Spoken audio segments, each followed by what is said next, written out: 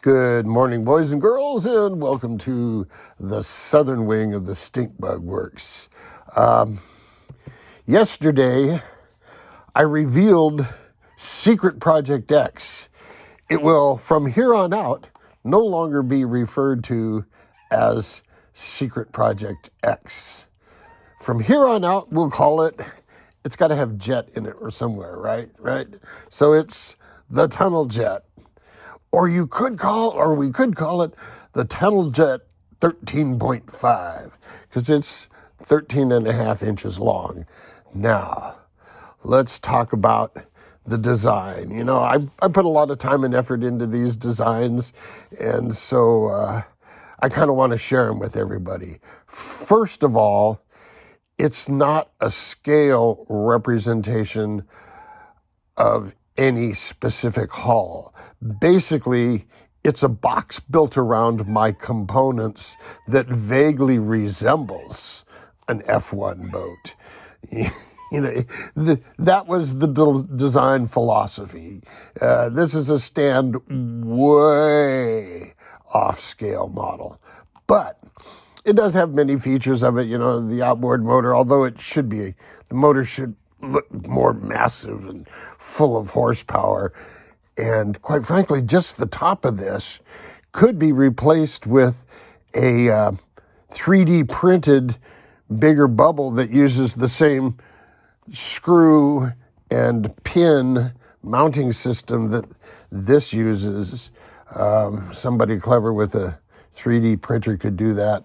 So some of the design thoughts were, on the full-size boats, the sponsons are actually canted in on the bottom, and I did that with this design. I have a 2-degree angle on these sponsons, and what happens is it's held in with these little formers.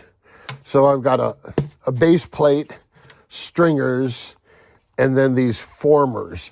Now, I'm building it like it were just foam blocks, and to that end, I cut foam blocks that would fit in here, and I cut away for, this little piece here so that the block would glue against the block, and basically treated the sponsons as if these didn't exist. I just simply sanded a foam block to shape and then sheeted that foam block.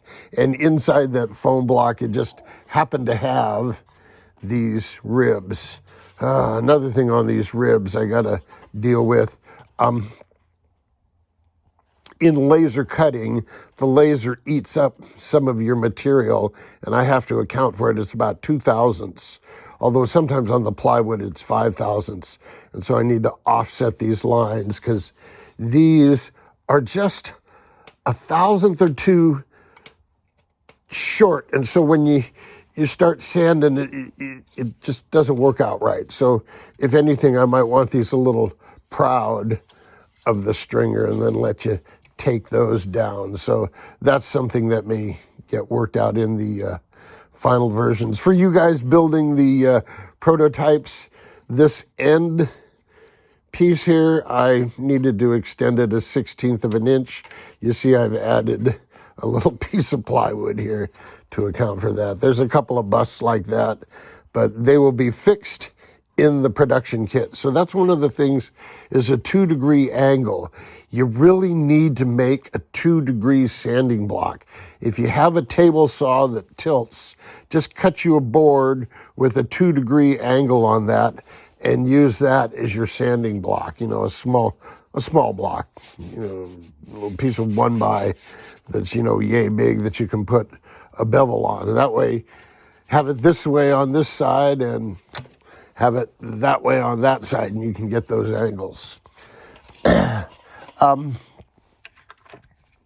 On the steering here, you see, I've got the servo upside down, and I talked about how this little tab will slide in and out that the servo is bolted to. And I'm using a pull-pull cable arrangement. And everything's real tight in there, so you've got to pull the whole servo out to get at it. And I'm going to make a couple of little changes. It's hard to see where you're feeding this into this brass tube, so I'm going to cut some holes in here so you can see in there. That's one of the features of doing prototypes. And one of the things I did too was, as tight as this thing is, it's going to be real easy to do a motor change. Now this motor, that's the same motor that's in here. This thing's like 4,500 kV, and so I've got a lower kV motor. And remember, I talked last time that this motor's slightly bigger. You can see it's just ever so slightly bigger.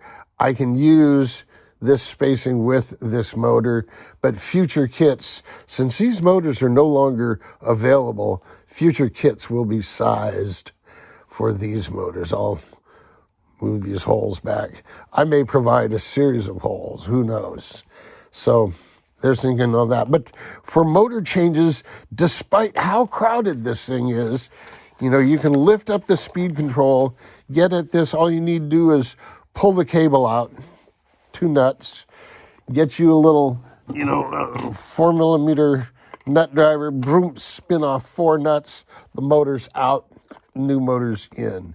It's easy. And with these non-finned motors, actually, you could loosen them a little bit and then just slide the motor out. You don't have to take the entire cap off. The receiver's a shoehorn.